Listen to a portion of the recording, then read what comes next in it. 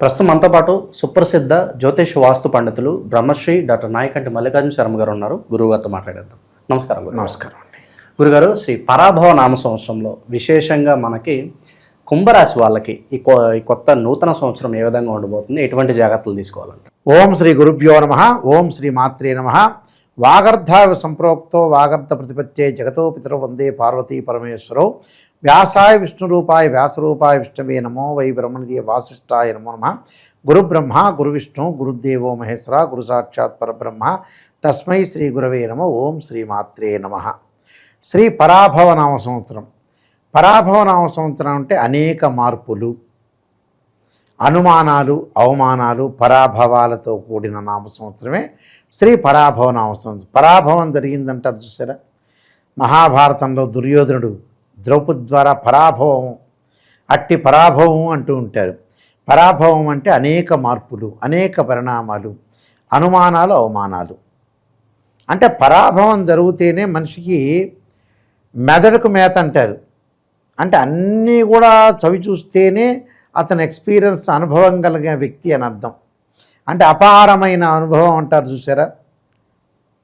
అంటే తాకుడు దెబ్బలు అంటారు పాత రోజుల్లో. అంటే రైతులు అనేవాళ్ళు తాకుడు దెబ్బలని. అన్ని రకాలుగా దెబ్బలు తగులితేనే, అంటే సానరాయి పట్టినట్టుగా, అంటే ఏదైతే రాయిని గీస్తుండగా సానపడుతుండగా అది నునుపుగా వస్తుందని అర్థం. అంటే అన్నీ జరుగుతుంటే అనుభవం జరిగితేనే, పరాభవాలన్నీ జరిగితేనే అనుభవం వస్తుందని అర్థం. శ్రీ పరాభవ నామ సంవత్సరంలో కుంభరాశి వాళ్ళకి ఎలా ఉండబోతుంది? ముఖ్యంగా ప్రత్యేకమైన విషయం ఏంటంటే ధనిష్ఠా నక్షత్రం 3-4 పాదాలు, శతభిష నక్షత్రం 1, 2, 3, 4 పాదాలు. అంటే ఈ ఏదైతే ధనిష్ఠ, శతభిషము, పూర్వభాద్ర నక్షత్రంలో ఉండే 1, 2, 3 పాదాలు కలిపి కుంభరాశి అవుతుంది. అసలు కుంభరాశి వారికి ఏ విధంగా ఉండబోతుంది అంటే, ఈ సంవత్సరంలో శ్రీ పరాభవ నామ సంవత్సరంలో కూడా త్రిగ్రహ కూటాలు, చాతుర్గ్రహ కూటాలు, 2 గ్రహాలు కంజంక్షన్ కావటం, దృష్టి ఉండటం, ఇలాంటివన్నీ జరుగుతుంటాయి. అయితే వీళ్ళకి ఆదాయం ఎంత, వ్యయం ఎంత చూసుకునేట ఆదాయం 2 ఉంటుంది, వ్యయం 8 ఉంటుంది, ఖర్చు. అలానే రాజ్యపూజ్యం అనేది 4 ఉంటుంది, అగౌరవం అనేది 2 ఉంటుంది. అంటే భయాందోళన చెందాల్సిన పని లేదు. కానీ గ్రహగమన గతులన్నీ కూడా మనం చూసుకునేటట్టయితే ప్రజెంట్ గురువు మిథున రాశిలో సంచారం చేస్తున్నారు. జూన్ 2 నుంచి కర్కాటక రాశిలోకి వెళ్ళిపోతాడు. జూన్ 2 దగ్గర నుంచి అక్టోబర్ 31 వరకు గురువు కర్కాటక రాశిలోను, 31వ తారీఖు నుంచి డిసెంబర్ 18 వరకు అతిచారంతో ముందుకెళ్తాడు, సింహరాశికి వెళ్ళిపోతాడు. తర్వాత డిసెంబర్ 18 నుంచి మళ్ళీ వక్రగతిలోకి వెళ్ళిపోతాడు. ఇది గురువు. శని వచ్చేటప్పటికల్లా జూలై 25 దగ్గర నుంచి జూలై 25 దగ్గర నుంచి డిసెంబర్ 10వ తారీఖు వరకు కూడా శని వక్రగతిలో ఉంటాడు. డిసెంబర్ 7 నుంచి రాహు కుంభరాశి నుంచి మకర రాశిలోకి, కేతువు సింహరాశి నుంచి కర్కాటక రాశికి, ఇలా చేంజెస్ అనేవి ఉన్నాయి. అంటే ఈ పరాభవ నామ సంవత్సరంలో వాస్తవంగా కుంభరాశి వారికి జనవరి 2 వరకు గురుబలం బాగుంది. అంటే ఫైనాన్షియల్ పరంగా డెవలప్మెంట్ కానీ, ఆర్థిక పరంగా ఇబ్బందులు లేకుండా ఉండటం జరుగుతుంది. ఆకస్మికంగా ధనలాభం, ఉద్యోగం వల్ల లాభం, వృత్తి ఉద్యోగాల వల్ల కూడా మంచి లాభాలు కలిగే అవకాశాలు బాగా ఎక్కువ ఉంటాయి. అంటే ఏదో రకమైన ప్రాబ్లమ్స్ వచ్చే అవకాశాలు ఎక్కువ ఉంటాయి.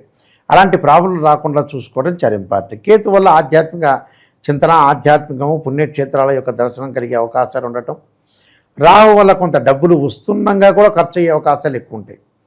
కానీ వీళ్ళు అసెట్స్ మీద పెట్టుబడులు పెట్టే అవకాశాలు బాగా ఎక్కువ ఉంటాయి. అలానే ఆందోళన చెందాల్సిన పని లేదు, బాగానే ఉంది. అలానే కర్కాటక రాశిలోకి వెళ్ళిపోయిన తర్వాత మనకి ఎప్పుడు వెళ్తారు, జూన్ 2 నుంచి అక్టోబర్ 31 వరకు, అప్పుడు కొంత జాగ్రత్త ఉండాలి. అంటే జూలై, ఆగస్టు, సెప్టెంబర్, అక్టోబర్, అంటే ఈ 4 నెలల పాటు కొంత జాగ్రత్త ఉండాలి. డబ్బును పొదుపు చేసుకోవాలి, ఎలా పడితే అలా ఖర్చు చేసుకోకూడదు. అదొకటి ఫస్ట్ పాయింట్. అలానే జూన్ 2 లోపలనే మన వాళ్ళు శుభ కార్యక్రమాలు అవన్నీ కూడా చేసుకోవటం, లావాదేవీల విషయం కానీ, ఇల్లు కన్స్ట్రక్షన్ కానీ, ఇల్లు పర్చేజ్ చేయటం కానీ, సంతానపరంగా అనుకూలంగా ఉండటం కానీ, ఇలాంటివన్నీ జరుగుతాయి. ఈ అకాడమిక్ ఇయర్లో జూన్ 2 వరకు కూడా చాలా బాగుంటుంది విద్యార్థులు. అంటే పోటీ పరీక్షలు కానీ, ఇంటర్మీడియట్ కానీ, డిగ్రీ కానీ, ఎంబీబీఎస్ కానీ, ఐఐటీలో కానీ ఉత్తీర్ణత సాధించే అవకాశాలు ఎక్కువ ఉంటాయి. అంటే శ్రమకు తగ్గట్టుగా ఫలితం వస్తుంది స్టూడెంట్స్కి. వివాహ శుభ కార్యక్రమాలు కూడా అనుకూలంగా ఉంటాయి. అయితే గురువు వల్ల ఇలాంటి లాభాలు కలుగుతాయని అర్థం. మళ్ళీ కర్కాటకంలోకి గురువు వస్తే 31 నుంచి కొంత బాగుండదు. మళ్ళీ ఎప్పుడు బాగుంటుంది? అక్టోబర్ 31 నుంచి డిసెంబర్ 18వ తారీఖు వరకు బాగుండదు. 18 నుంచి మళ్ళీ బాగుంటుంది. అంటే అతిచారంలో ఉండటం, అంటే జూన్ 2వ తారీఖున కర్కాటక రాశులను అక్టోబర్ 31న మనకి సింహరాశిలోకి మారటం అతిచారం. అంటే డిసెంబర్ 18వ తారీఖున మళ్ళీ గురువు వక్రగతిలోకి వెళ్తాడు. అందువల్ల కొన్ని రోజులు బాగున్నట్టుగా కొన్ని రోజులు బాగలేనట్టుగా జరుగుతూ ఉంటుంది. శని ఏమవుతాడంటే శని వక్రగతిలోకి వెళ్తాడు జూలై 25వ తారీఖున. అప్పుడు జూలై 25 నుంచి ఆరోగ్యపరంగా ఇబ్బందులు కలిగే సూచనలు అనేవి ఉంటాయి. కొన్ని సందర్భాల్లో ఇయర్లో కొన్ని రోజుల పాటు గురువు కాపాడుతాడు ఈ రాశిని, కొన్ని రోజులు శని కాపాడుతుంటాడు కుంభరాశిని.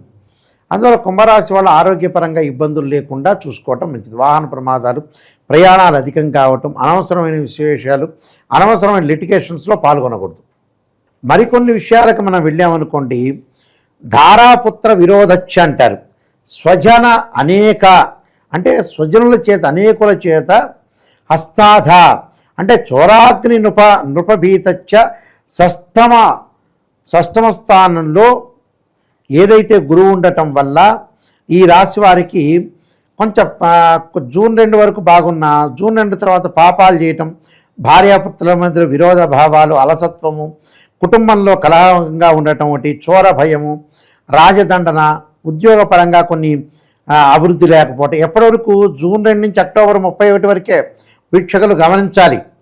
మొత్తం శ్రీ పరాభవనామ సంవత్సరం మొత్తం పరాభవం జరుగుతుందని అనుకోవద్దండి. కేవలం జూన్ 2 నుంచి అక్టోబర్ 31 వరకు. అక్టోబర్ 31 తర్వాత మళ్ళీ బాగానే ఉంటుంది. మనశ్శాంతి విషయంలో చాలా జాగ్రత్త ఉండాలి. పోలీసుల ద్వారా ఇబ్బందులు కలగకుండా చూసుకోవాలి. ఉద్యోగం నందు అధిక ఒత్తిడి, తోటి వారితో సహాయం చేయలేకపోవటం, ఒంటరిగా మిగిలిపోవటం, కంప్యూటర్ సాఫ్ట్వేర్ సంబంధించిన ఎంప్లాయ్మెంట్స్ కానీ వ్యాపారం చేస్తున్న వాళ్ళకి అనుకూలంగా ఉండటం ఒకటి, కలప, ఇనుము, ఇసుక, సిమెంటు, రియల్ ఎస్టేట్ వాళ్ళకు అనుకూలంగా ఉండటం, ఎలక్ట్రానిక్స్, ఎలక్ట్రికల్ గూడ్స్ అమ్మున్న వాళ్ళకు కూడా అనుకూలంగా ఉండటం ఒకటి. అంటే ఇక్కడ పోలీసు కేసులు ఇబ్బందులు జరగకుండా చూసుకోవాలి, కోర్టు సమస్యలు రాకుండా చూసుకోవాలి, అన్నదమ్ముల మధ్యలో గొడవలు రాకుండా చూసుకోవాలి. ఆరోగ్యాన్ని ప్రయాణాలు చేసేటప్పుడు ఆరోగ్యపరంగా ఇబ్బందులు కలగటం ఒకటి. వాహన ప్రాప్తి కలుగుతుంది. వాహనం మీద వెళ్తారు, ఎక్కడో ఒకటి చోట యాక్సిడెంట్ జరిగే అవకాశాలు ఎక్కువ ఉంటాయి. ఆరోగ్యాన్ని దీర్ఘకాలిక వ్యాధులు ఉన్నవాళ్ళు జాగ్రత్త ఉండాలి, లేని వాళ్ళు రాకూడదని అనుకోవాలి. కొన్ని జాగ్రత్తలు తీసుకొని ముందుకు వెళ్తే వీళ్ళకి అనుకూలంగా ఉంటుంది. కొన్ని పరిహారాలని చేసుకోవాలండి. ఈ కొత్త సంవత్సరం విశేషంగా ఎలాంటి పరిహారాలు చేసుకోవడం ద్వారా కలిసి వస్తుందంటారు?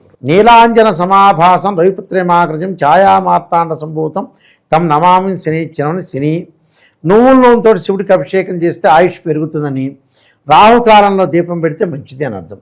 అంటే ఇవన్నీ కూడా చేసుకుంటే శ్రీ పరాభవనామ సంవత్సరం మంచి జరిగే అవకాశాలు ఖచ్చితంగా ఉంటాయండి. ఓవరాల్గా ఈ నూతన సంవత్సరం మీ రాశి వాళ్ళకి ఏ విధంగా ఉంటుందో మంచి విశ్లేషణ అందించారు. ధన్యవాదాలు. నమస్కారం.